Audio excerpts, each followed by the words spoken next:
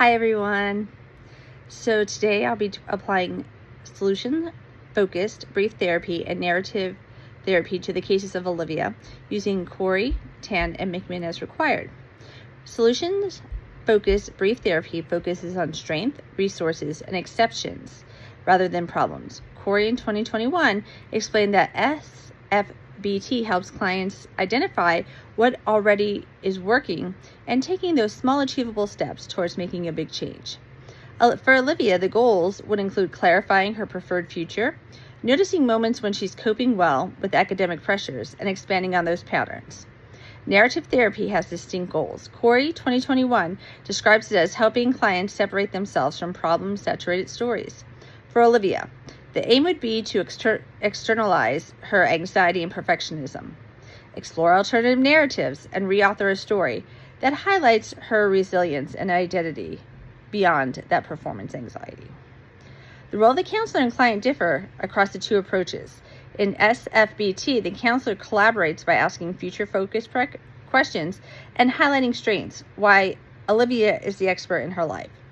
However, in narrative therapy, the counselor helps by demonstrating the problem story, and Olivia authors her preferred narrative and evaluates the identity of the story to which she wants to strengthen.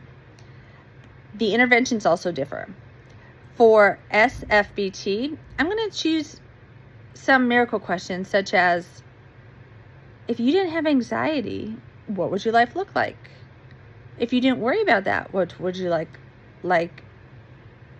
Or some small weekly goals. However, for narrative therapy, I'm going to map the influence of her anxiety, take a look at what those external factors are, identify different outcomes. If we didn't have this, what would we have that? And having conversations to help her reclaim her identity. Integrating a biblical perspective is possible with both theories.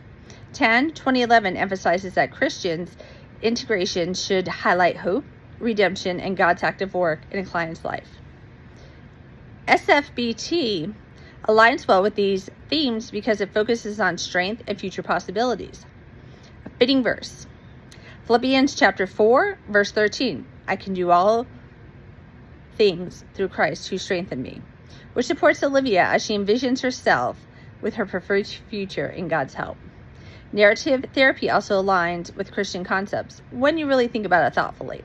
Tan, 2011, notes that Christians can examine how God's truth and identity contrasts with negative narratives.